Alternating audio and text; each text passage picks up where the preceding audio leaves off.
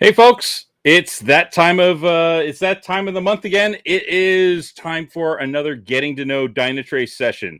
Looks like I'm having a bit of a problem with my video. Last week I was having problems with my audio and video. Now I've just got it down to my video, but we're just going to keep powering through this because momentarily what's going to happen is we're going to start sharing my screen here and we'll get started. So, folks, today's getting to know Dynatrace session, ultimately what this is all about is to talk to you about all things Dynatrace. And as with previous episodes of getting to know Dynatrace, we're going to walk through a couple of segments. First off, the first segment that we're going to talk about here is what's new. So let's just dive right into the what's new segment. And, obviously what's new at Dynatrace, there's always new things that are going on. With Dynatrace, the best source of finding out what's new is go to our blog site, go to our news site, and just have a look at all of the different articles that we have. This is actually a really, good example this week of, all of the different things that you can find out about Dynatrace at our news blog. Right off the bat, there is a article that I read this yesterday. This article is by Willie Hicks about the upcoming Juneteenth celebrations, and it's just such an insightful, powerful article. I highly recommend that if you have an opportunity, give it a read. Right next to it, though, you can see that when we talk about news here at Dynatrace, it could be anything from things that we feel are socially relevant, like the Juneteenth celebrations that are coming up, to real technical stuff about how we're releasing new capabilities and how we're constantly innovating. And you just can't get a better example of that other than right here, which is our SaaS release notes. So every 2 weeks, twice a month, basically, we're releasing new capabilities to the Dynatrace platform. So I invite you to go into that blog article and have a look at some of the new exciting things that we've released into the product, into the platform. But then also you can see really insightful best practices. The next article here I got on the screen is basically talking about, best practices from a DevSecOps point of view. Just recently, we were at the RSA conference in San Francisco, and we actually announced not only our new vulnerability detection capabilities, but now abilities to actually also block certain types of vulnerabilities automatically. And so this is super exciting. I had a bunch of people from my team that personally attended. They said that the attendance was just fabulous. It's great, obviously, getting everyone back together again in person. So the other thing that we wanted to talk about this week in the what's new at Dynatrace is it's that time of year.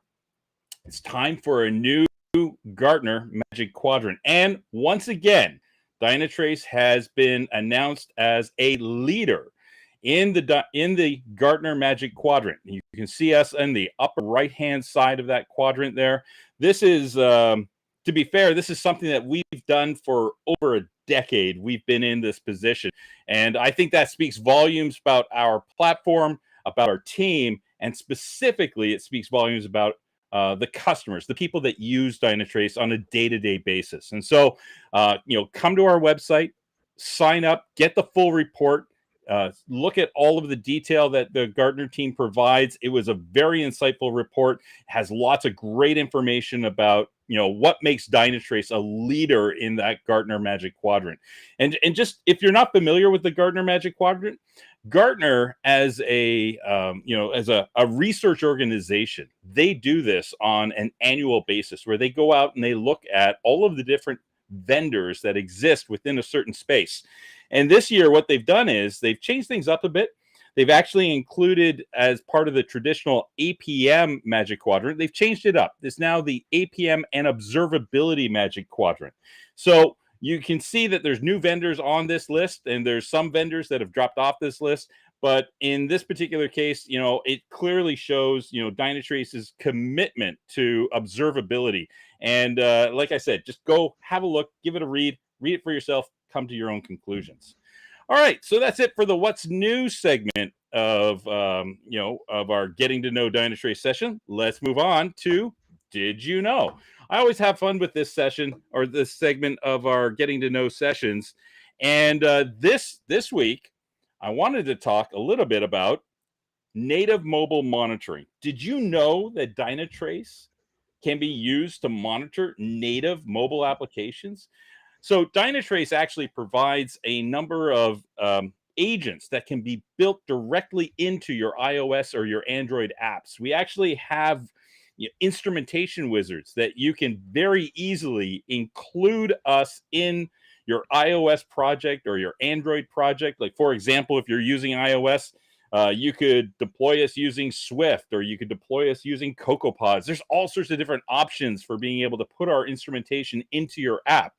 But the best thing about that, what then happens is that agent starts capturing the user session for your app on a native mobile device. So as a user starts the app, as a user is navigating around the app, as they're touching things, as they're clicking on things, as they're entering in information, we're capturing those user sessions, and then we're sending that telemetry back to your Dynatrace SaaS cluster. So those user sessions, those user actions are tied to all of the backend requests that are being made. I'm actually going to do, in the future, I'm going to do a little, like a short 5-minute sort of 3-part demo series on how Dynatrace can be used to monitor native mobile applications.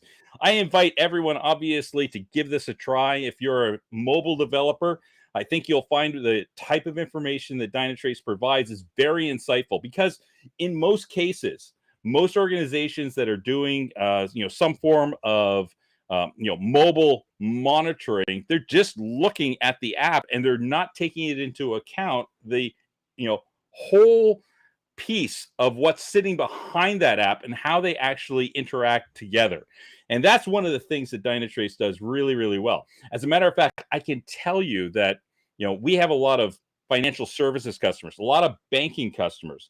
Our banking customers, they use this mobile monitoring it almost exclusively for their native apps. And the reason being is because that's where the majority of their end users are coming from. It makes perfect sense. If you think about the way that people interact with their banks, it's through the apps on their phone. It's no one's rarely sitting down at a desktop machine and doing their banking. They're now on their native app doing their banking on their phone. And so when you talk to our banking customers, they'll tell you that the vast majority of the telemetry that they're getting about how their end users are interacting with their apps, it's coming from those native mobile apps that they've got instrumented. So a little bit this week, something different. Native mobile apps. Keep that in mind. If you didn't know that we monitored those, we absolutely do. Now it's time for the best part of getting to know Dynatrace. It's demo time. All right, so I'm going to stop. I'm going to stop sharing, and we're going to switch things over to the person who's doing our demo this week, and that's Jacob. So, Jacob, how you doing? Hey, Jonesy, thanks for having me. I'm excited to show off Dynatrace. I'm ready to get into it. Awesome. That's great. All right. Well, listen, Jacob, how about you go ahead and kick off the demo? And folks, as with all of the Getting to Know Dynatrace sessions, by all means, ask questions. That's what we're here for. So type those questions into whatever channel that you're watching us on, and we'll do our best to get those questions answered. So, Jake, take it away. Perfect.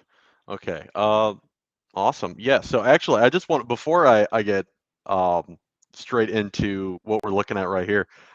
Thank you for bringing up that mobile application, because I've got something to show a little bit into how we monitor that mobile app, and then a little bit more into session replay. So excited to show that off. But first, obviously, I want to talk about Dynatrace as a whole. And when you first start Dynatrace, what you'll see. So first, you'll be greeted by the dashboard of your environment. Either it'll be an out of the box dashboard, or something created by someone in your environment. And any of these dashboards are just created by custom or pre-built tiles or custom tiles for any of that information that you or an executive might need. Anybody who needs to see Dynatrace data. And so if you're worried about drilling into error rates or response times, you might customize your dashboard to that. Or if you want something higher level, you could just have some hex tiles, and if everything's green, then it's great to have a quick glance and then get going.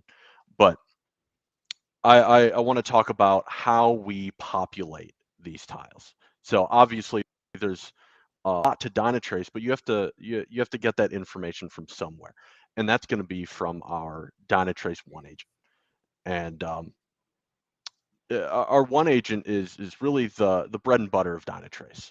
So in order to deploy the agent, um, you might think that you're going to have to customize it, or you might have to go through long manual processes to get it installed on your system or any containers or anything like that. But in reality, no, it's incredibly simple. There's no customization. You don't have to choose whether you want to monitor Java or .NET. It's just install the OneAgent, and then everything's monitored. Anything and everything that you might need on your that you're running on your server. So it So, is. hey Jake, Go ahead. it's just really interesting was you're talking about the how downloading the OneAgent and installing it and you're absolutely right. There's so many different flavors of it. It runs in all sorts of different scenarios. One of the more interesting things that I've seen customers do is they will take that agent and they will burn it into a machine image. So basically what happens is when they've got a machine image with that agent installed, as soon as they create a new VM off of that machine image, that agent comes live and it starts sending telemetry back to the Dynatrace cluster. And in that case, it requires zero effort to actually get Oh, this instrumentation in place. exactly. And I've seen that as well. And one of the hesitations I've actually heard from that is actually whether how do we worry about updates? But even then, Dynatrace automatically updates the OneAgent, so you don't have to worry about any of that. It's just plug and play. You're ready to go. So Right on. perfect. Um, Another thing I wanted to talk about how easy it is to install. So if you're not baking it into an image, you can actually set it up to automatically deploy to your entire environment using something like Ansible or even Puppet. And you can deploy hundreds or even thousands of agents instantly using this Ansible or Puppet setup. So it's exciting that it's just immediate and you don't have to worry about it. So perfect. But then, once you have all this data in Dynatrace, we can fill in this dashboard. It gives you the pretty colors, gives your teammates the insights they need. But what can it do more? And that's where I like to show off the problem card. So after you've monitored all of your, you've installed your agents and you're monitoring your environment, the the true value of Dynatrace is that you no longer have to be looking at those dashboards. You no longer have to drill into certain applications to figure out, if something broke, how did it break, what's going on. The Dynatrace AI Davis is actually monitoring all of your entities, so that as soon as something happens, you will instantly know when a problem opens up. And then within that problem card, it provides all of that data to show you what was impacted, how many users were impacted, those number of service calls, as well as the root cause. So I want to point out up here on the top right where it says Davis analyzed dependencies. When this problem opened, Dynatrace has analyzed 16,000 monitored entities. That's not a scenario where your team, your support team, can look through all 16,000 monitored entities in your environment. Dynatrace is automatically doing that and instantly does it as it opens the problem. So the scalability is perfect with Dynatrace, where you can't have that anywhere else. And just to go a little bit more into the problem card. So like I said, we see the affected users, as well as any of those applications, the mobile apps, the services themselves too. We can see all of the observed users within that time, how many were affected. So that way you can determine how important it is to immediately get people looking at this problem or to deploy a fix. And then So actually, I'm going to throw some color commentary in here. And Jake, you're doing a fabulous job with this demonstration. But when you're looking at that business impact, folks, you'll notice that as he showed the different apps and the different services, you see those blue links there? That allows you to actually drill in so you can get a list of who were the users that were potentially impacted by this problem. What were the service calls that were potentially impacted by this problem? These are very, very powerful ways for you to be able to understand, hey, not only have we seen a problem, but now what we're seeing is these are the people that were potentially impacted by this problem. Keep going, Jake. no, as you can see, I'm pulling it up in each tab, but yeah, no, the amount of data that Dynatrace can correlate to this problem is insane. It's amazing to see, and it instantly helps you drill into that problem, figure out what's going on. Well, so let's just take a moment and tease apart what we're actually seeing on this problem analysis screen, because we're seeing data that's coming from real users, right? The affected Yes. users. We're seeing data that's coming from our services. Those are the affected service calls. And then, we're seeing information about the application. We're seeing information about the geolocation, the types of device, the OSs that were involved. And then we're seeing all of the specific details of those downstream services that are responding to requests from these end users. If you think about all of the different components that are involved here, and traditionally when you're monitoring things, traditionally when you're monitoring things, you probably got very dedicated tools for one component, and so you could have up to half a dozen, up to a dozen different monitoring tools out there. But with Dynatrace, it's all tied together in this one view. So Jake, keep going. Yeah, no, great point. It's all of this is possible because everything is being monitored in a single environment. It's a one-stop shop for all your monitoring. But yeah, so the next thing I wanted to show was the root cause part of the problem card is that Dynatrace has analyzed all of the parts of your application and this problem, that we can correlate that this service had a deployment change, and we can even pull all the metadata out of the deployment change, so we can see that the source was ServiceNow. We can see who approved it, who owns the application, even the git commit, as well as the time. And due to that deployment change, we see the response degradation. So instantly, we can see that Dynatrace has pulled all this data from ServiceNow, show you that that is the reason why the problem occurred. So instead of hopping in a meeting in a war room full of teams trying to determine what's going on, Dynatrace immediately has that answer. And even more, go ahead. No, I was just going to say, Jake, that you're sort of nailing it there. Like, think about the traditional way organizations find out about when there's a problem, right? Often it's really anecdotal. Somebody posts a tweet, somebody will actually put a tweet out saying, hey, I can't get into the site, right? You get this really Yeah. sort of anecdotal interaction where someone's saying they're having a problem, and then that, churns off a whole slew of different events, and eventually you do get into that war room, and everyone around the table, the network folks, the folks that are the application folks, your operation folks, your storage folks, everyone's got their own set of tools, and everyone's tools, they all got green lights. Hmm. And what's happening is everyone's pointing the finger at everybody else, and nobody knows the answer because they're all using different tooling. But with Dynatrace, that root cause is automatic and immediate, and you know exactly where to start looking in this particular case to actually fix the issue. So it looks like we got a question that came in here. You guys plan to improve SQL insight monitoring, like real SQL monitoring? So, a great question. So, if there is an issue at the database level, okay, so let's just say that the root cause wasn't this service that was causing the issue, but it was in fact actually a database that was causing the problem. Dynatrace is smart enough to actually be able to determine if that database, if it's the issue, is it a slowdown in the database? Is it specific to a particular SQL modification? Is it specific to a specific SQL statement?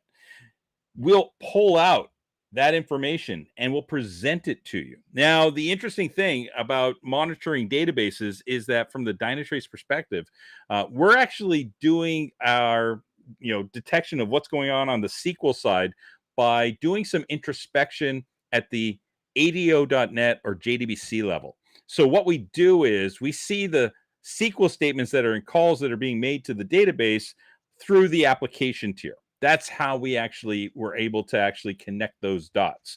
But to answer your question, can you do more? 100% you can. In the Dynatrace Hub, there are extensions that you can utilize to help you get additional information from your database. On top of that, with our new log monitoring and log processing, we can get much more information out of the database logs that are being written out. So we actually approach it from a variety of different perspectives, all within the world of observability. And that is, you can now look at databases not only from the trace information that we're providing, but you can look at the databases from the log information that they're writing out. And we can look at the databases from the metrics that they're generating. And those three core pillars are exactly what you're looking for, from an SRE perspective, if you're trying to diagnose things that are going wrong at the database level.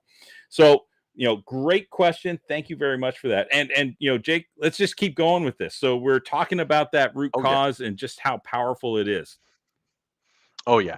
And I wanna show off the visual resolution path. And actually, Jonesy, if you could remind me after I'm done looking through this, I would be happy to show off those database extensions Yeah, as we'll well, because absolutely I do love that. to see it. Definitely we'll do that. But let's, Perfect. yeah, let's talk about the Uh, visual resolution path. It's cool stuff. oh yeah. Oh yeah. So when Dynatrace is opening the problem and analyzing your entire environment, it is creating this visual resolution path to determine what is occurring throughout the problem, and then once it's resolved, what happened. So I can go ahead and click play, and what's happening is Dynatrace is showing of all the entities involved in the problem, uh, what ones opened first, what entities were affected first, what affected which one next. And there's a number I want to focus on right under the time where it says 54 ongoing events. At the height of this problem, we're already at 58 ongoing events. So that could be 58 different war rooms apart across different teams in your organization. That is extremely unreliable because you've got 58 different conversations about what the problem could be, when you should be focusing on one conversation. And that's where the problem card brings everybody together, because then we can focus on having that one conversation showing that, oh, this problem occurred because this version of the application that was submitted shouldn't have been committed. So, Jake, I'm so happy that you went down and started showing this part of the demo. And the reason being is that this I've got somebody on my team, Jason Bordelli. He describes it like this: it's like Dynatrace automatically generates a virtual whiteboard of what's actually being impacted, right? Yeah. So you think about getting into a war room, and the very first thing that happens is some smart person, they take that dry erase marker and they go up to the board and they start saying what's connected to what. Well, Dynatrace does that for you. Automatically, it's going to generate this view of what the entities are that are all part of this problem.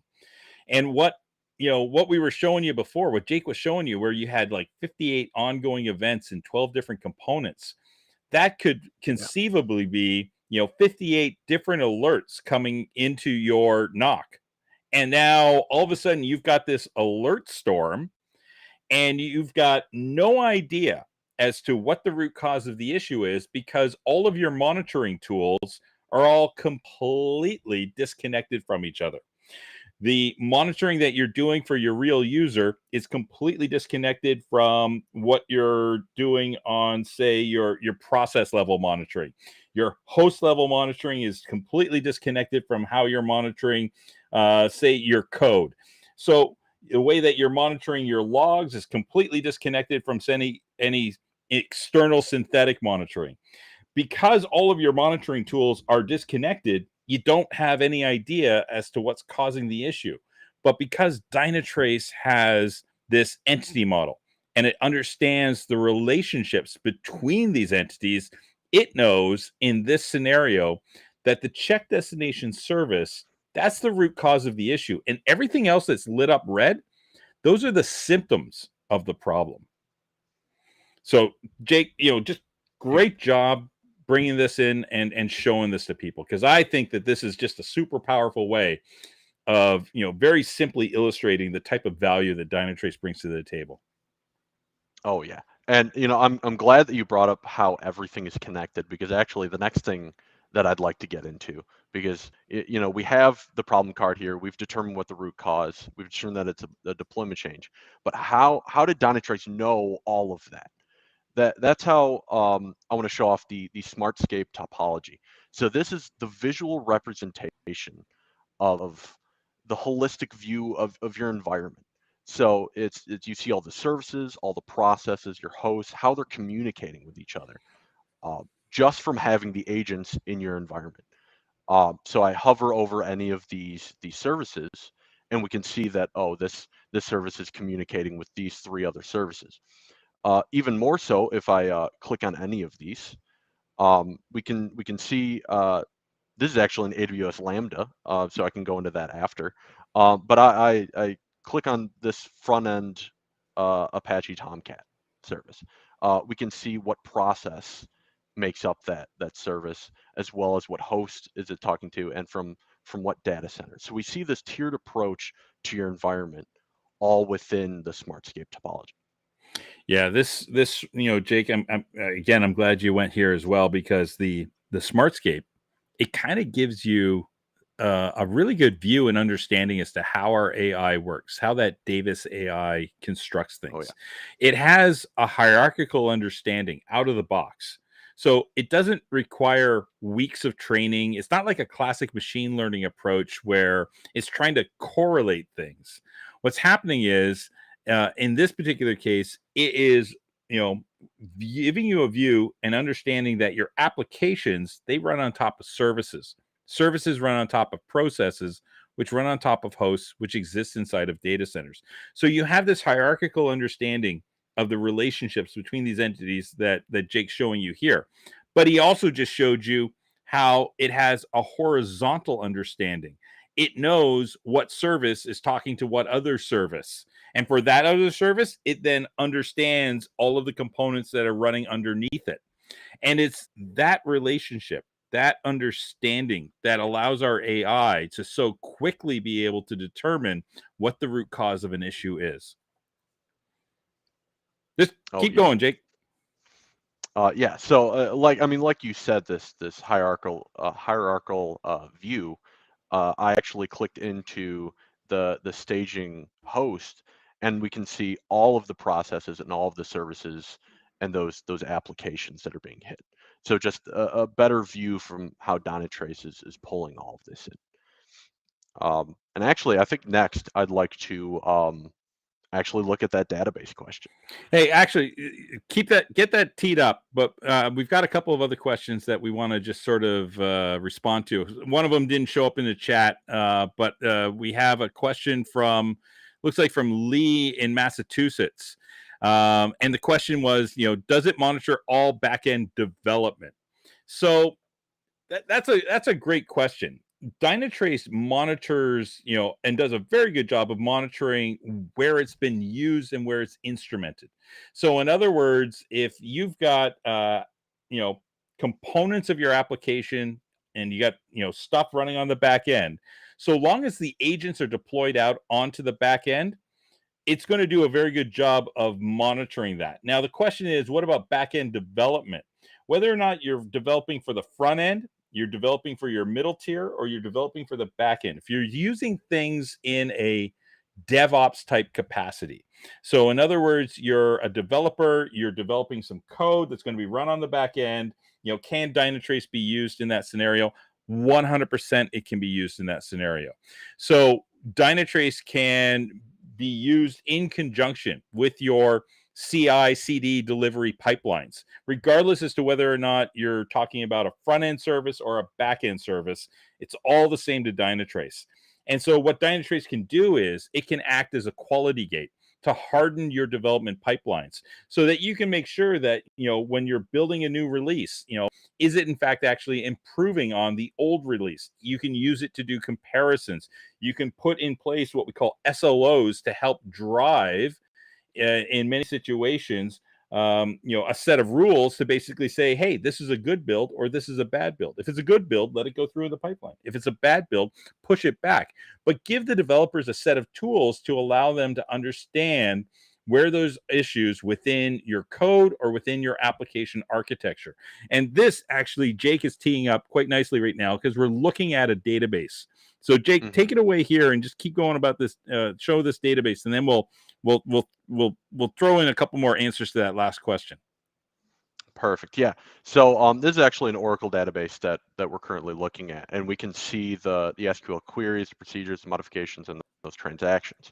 But I'll drill into the individual SQL statements where we can see Dynatrace is pulling in, like you said, we're monitoring the application and the application hitting the database.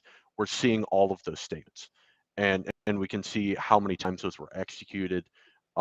Within right now, I've got quite a large data set picked. I'll lower it a bit. We can see how many executions per minute in the time frame, how many total executions. Even more so, I want to show off, and this might be a little bit more in depth than you're looking for, but the individual traces. So if there's one transaction that you're looking for, we can go all the way code level and show down to the code what occurred when this SQL request went through. And again, I could even show a backtrace to show you what application triggered this this SQL request. So there's very in depth at the moment. So this backtrace thing that Jake just mentioned, I love it. I think it's just, honestly, it's such a useful tool because Perfect. right now what Jake is showing you is we're looking at an individual request that was being made to the database. So there's a specific SQL statement, and now what we're doing is we're saying, what caused this? Like, what were the upstream services that ultimately led to this statement being made to the database, or this request being made to the database? And in this case, we're filtering it on that individual pure path. But if you take off that filter, if you go back there and take off that filter, now we're going to analyze all of the requests that are coming back from that database. And so here you can see all of those upstream services, and you can keep on going with this until ultimately you get to that web application. And go ahead and click on the web application there, just highlight it and scroll down. So now we're actually seeing the user actions. So this is literally what users are doing in their browsers that ultimately are, touching or making requests back to that database. So Dynatrace has this really unique capability of being able to trace up and down your application stack. So you can start from something that's occurring in the database and you can traverse up, or you can start at the very top and you can traverse down. And for a developer, being able to do that in an easy fashion like this, it's gold, because you're not sifting through log files. You're not manually trying to correlate things and understand what's talking to what. Dynatrace just shows you how it all works. Oh yeah, and it immediately from that one transaction, we managed to come to this page and then be able to see what's in that database all the way, like you said, to this web application. And I did click on that loading of page journey, where it's that uh, real user monitoring part of Dynatrace that is being correlated to the backend. So it's no longer something that people need to think that it's segmented, that, oh, I only want to know about, backend services. It's that we have stitched everything together so we can see that real user monitoring affect those backend calls. And just from this, I've clicked into this user action where if you want more user monitoring metrics, we can pull in from here, which is a great segue into just application monitoring by itself. If you have any more questions, let me know, but I'd like to into the application view as well. Go ahead, Jake. And folks, feel free to ask questions. That's what we're here for today. So just keep those questions coming. And Jake, just keep going, brother. Awesome. Perfect. So I did click in the breadcrumb trail up at the top to go back to the kind of the parent view of the application. What Dynatrace is doing while monitoring application is we're not just monitoring the response time and the failure rate, but we're monitoring how the user feels while using the application. And that's actually given in this appdex rating. So your teams might need a quick understanding about how users are feeling when using the app. They just have a single point to look at. So if we see our appdex doing well, if it drops, we can look into why that's occurring. But right now with an appdex on, and it is a scale of 0 to 1, with a value of 0.98, your application's doing very well. So appdex is this. It's a really interesting. You can almost think of it as a multi-vendor supported. Call it a standard in a way. I would say Mechanism. standard, yeah. Yeah, a mechanism that allows you to really understand, the quality of the end user experience. Oh yeah, yeah. So I mean, I think it's a great metric to use, and that's obviously why Dynatrace has been using it for as long as I can remember. So, but there is more to the application view. So if there are, there's obviously going to be those reports that um, leadership will want to see, or metrics they want to see based on their application, that Dynatrace does provide. So whether you want to see what version or what percentage of users are using a specific browser, or whether it's desktop versus mobile, or if it's just real users versus synthetics. Go in the browsers. Go in the browsers. Go in the browsers. Go in the browsers.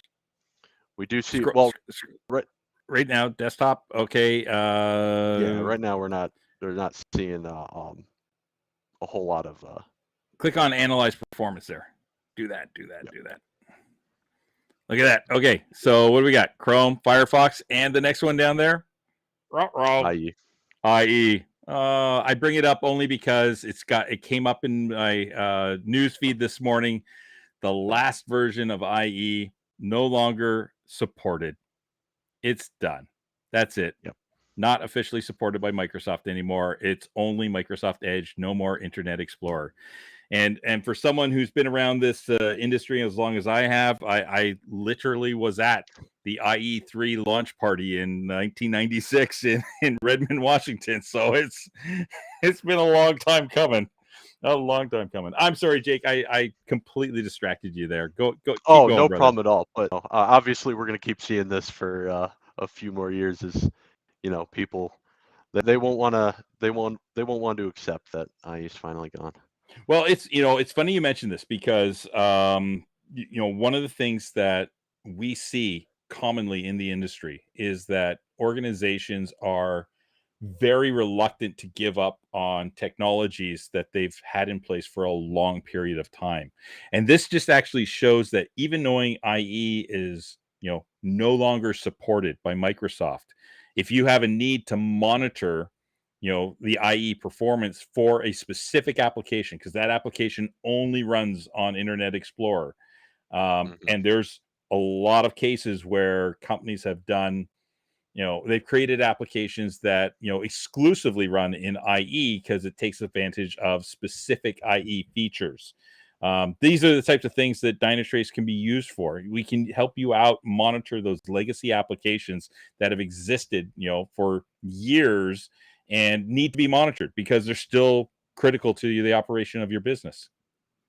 Yeah, and if like you would need something like that, that the number of users using IE on a dashboard, you could even do that. So if you need that immediate answer to how many or what number of users are using it, then Dynatrace provides it. Yep. No, for sure. We got a question here. What about application security monitoring? Do you know what? Can we just put a pin in that question for a moment? Because we still want to cover a couple of things on the real user monitoring. But as soon as we're done the real user monitoring, we'll go talk about appsec. Because actually, I remember the last session we had, somebody had some appsec questions as well. So let's just let's finish this up, and then we'll move over to the appsec stuff. Yeah, and I do just immediately. I'll kind of head over to. I wanted to touch on mobile actually. Um, so I do have this Easy Travel Mobile application in Dynatrace where it's still very similar metrics that we're pulling in for mobile. But one of the things that I wanted to highlight was this example that I pulled of a crash. So when users are using your application and they're calling in and saying, oh, it's crashing, or you see, Dynatrace will open a problem, there's a number of users crashing, and you wanna see why. Why is that happening? A lot of the times, I mean, before session replay, you couldn't, really tell why it was happening from what they were doing. You could see, the session in Dynatrace, and we could see that, oh, before the crash occurred, we can open the crash details, but I want to see the user actually click through the app and see when it crashed. And with session replay, you can do just that. So if we look at the session replay, it's actually providing a video playback of the user using the application up until that crash. And I'm going to go ahead and actually fast forward up until the end, where we can see a user is they entered their username and password, and they're going to click login, and as soon as they click login, the application crashed. And then again, I can go further down to where Dynatrace sees this crash in the list of actions. I can open the crash details, and then we can see even more metrics and even more detail for that specific crash. And I'll go even one further into the crash analysis, and we can see the app version, that specific device, again, the operating system, the country that they were in when using the application, the type, as well as what orientation that they were using their phone in, and even more the stack trace. So there's so much detail now that your teams can use to determine what caused that crash and how they can go and quickly fix it. Great job, Jake. Thank you very much for drilling into that detail on the mobile. It ties in nicely because we mentioned that, at the beginning of today's session, the did you know that we could monitor Yep. mobile native? Yeah, absolutely. We can monitor mobile native apps. And, as I mentioned, some of our biggest customers, definitely in the banking industry, telecom industry, um, you know, the native apps, that's where the banks are seeing most of their traffic coming from. Oh yeah. That is the de facto way people do their banking. I mean, I don't remember the last time I've actually logged into a computer or a laptop uh, to like check my balance. Like I've used it on my phone all the time. So I being one of those. And it totally makes sense. Like it's Oh yeah. just, it's so the experience is just so much easier and so seamless.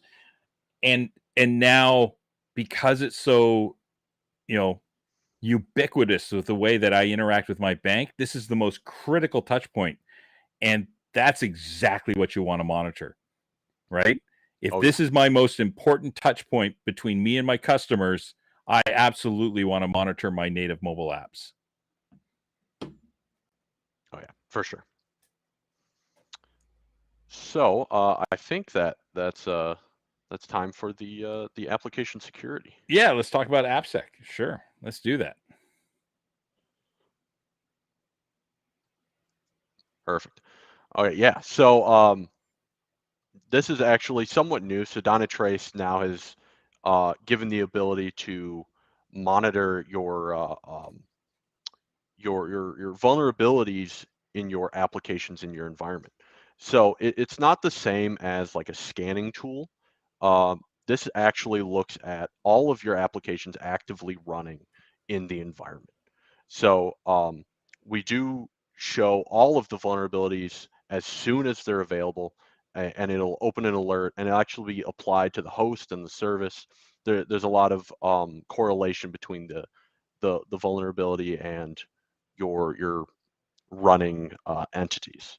So So let's just take a second and take a step back there for a second, Jake, because you just kind of nailed it. This is not scanning technology. This isn't something that runs yeah, at once a week or runs at 9 a.m. in the morning, right? This is constant, real time, observations of potential vulnerabilities that it can exist within your code. And what makes this just so powerful is that when we detect the vulnerability, we can even tell if that vulnerability is loaded in memory. Is that vulnerability exposed to the public internet? Is that vulnerability a known risk? Is that vulnerable with known exploits? And is that vulnerability able to reach sensitive data assets? It's just such a powerful means of being able to understand where there are vulnerabilities that exist within your applications. Back in December, the whole Log4j thing completely changed everyone's sort of view and of what Dynatrace could do for them, oh yeah, because what we had was organizations that simply by flipping a switch, literally flipping a switch of their Dynatrace OneAgents, were able to all of a sudden now detect these vulnerabilities and know exactly where that log4shell, that log4j issue existed within their organization. So it was immediate and overnight and just so powerful. Keep going, Jake. yeah. And I do want to expand a little bit on what you just said, where it's like the flip of a switch.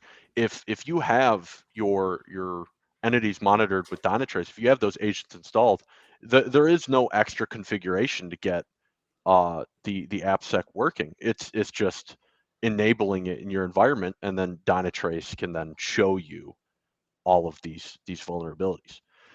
And I know that from the time frame that we're looking at, or the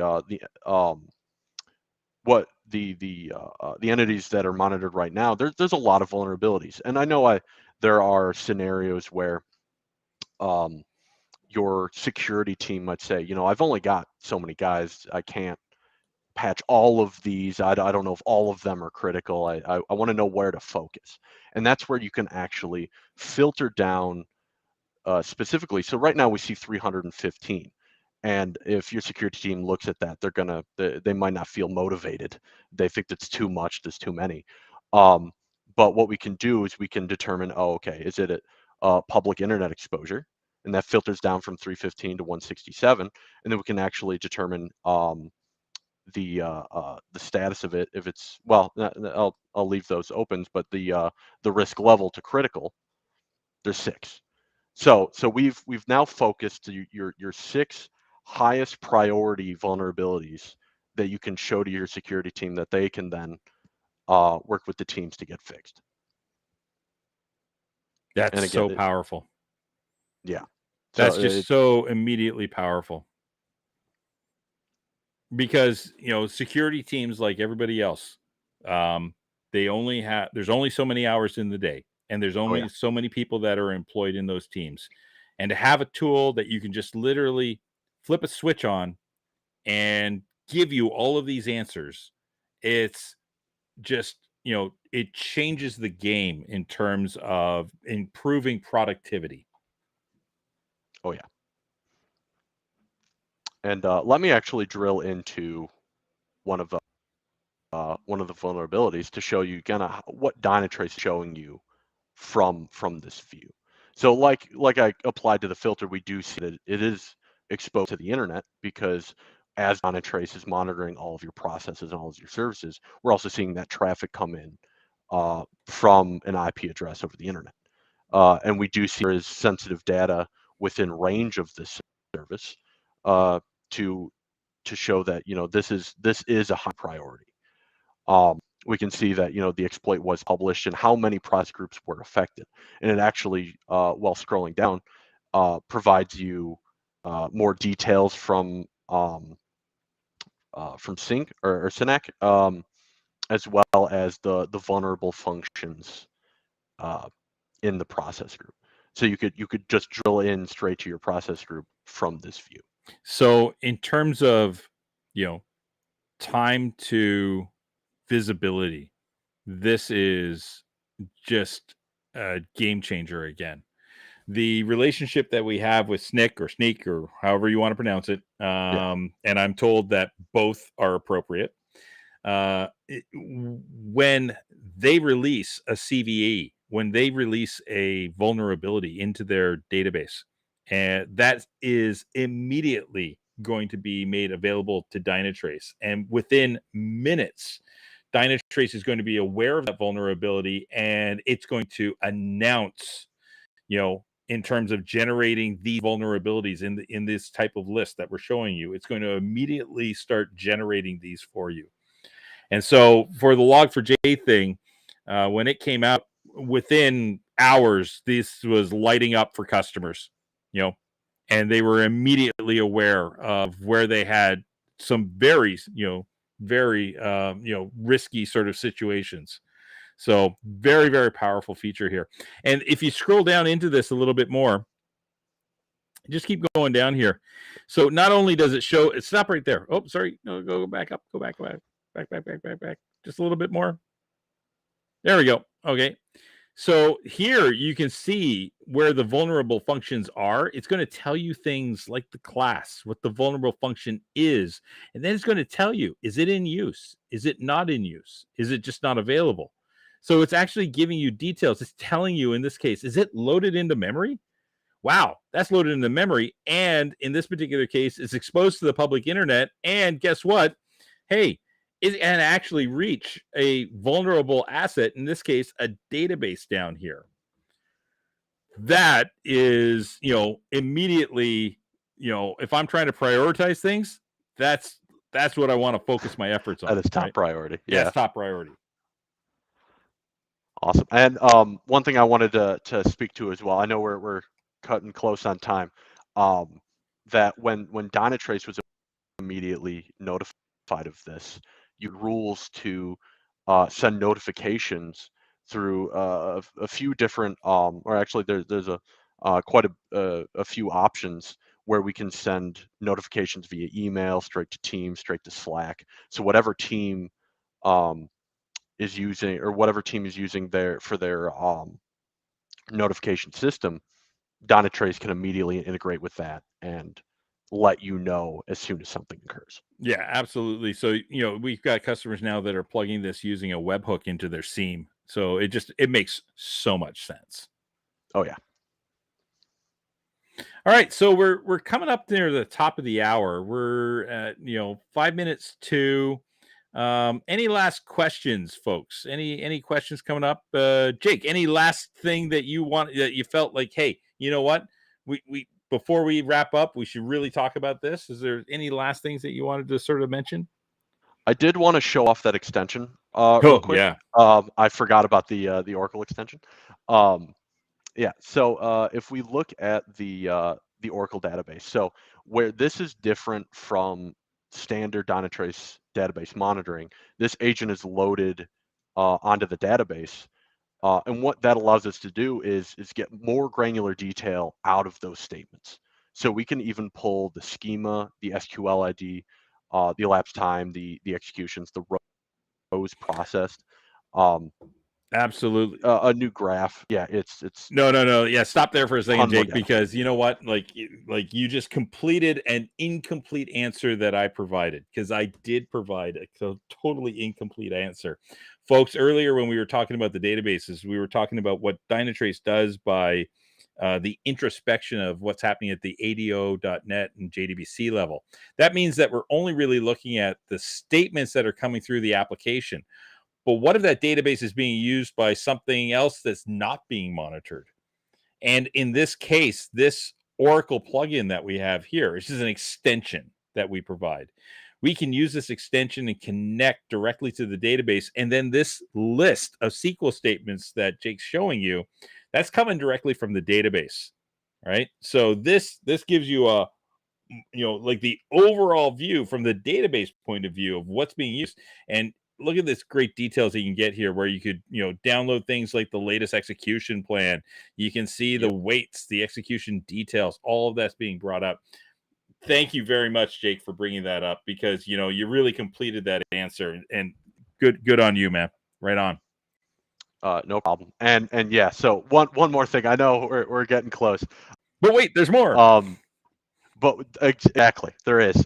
You might think that there'd be a lot of setup for something like that extension. It's just within the Dynatrace hub. If you can search for any extension, whatever you're looking for, whether it be Oracle Database or Oracle WebLogic, you can just click on it, and then because this is already added to the environment, when we scroll down, we can see the different configurations that we could add. But there would just be a button to click Add to Environment, and it's that easy. And then you add your configuration, and then it's in Dynatrace. Awesome. All right. Well, look, Jake, we're going to wrap it up there. It is almost the top of the hour. And Jake, thank you very much, my friend. I've turned my video off because it was lagging, but brother, you did a great job. Walk through some great things that we don't usually hear about on Getting to Know Dynatrace. So it's very fresh. And as always, folks, thank you very much for your questions. It's the questions that really make Getting to Know Dynatrace so special. So please feel free to attend our next session, which is on July 7th. And with that, we'll call it a day. So, Jake, thank you very much. And folks, thank you very much for attending. And with that, have a great day. And we'll be seeing you soon on another Getting to Know Dynatrace. Thanks, Jonesy. Thanks, everyone.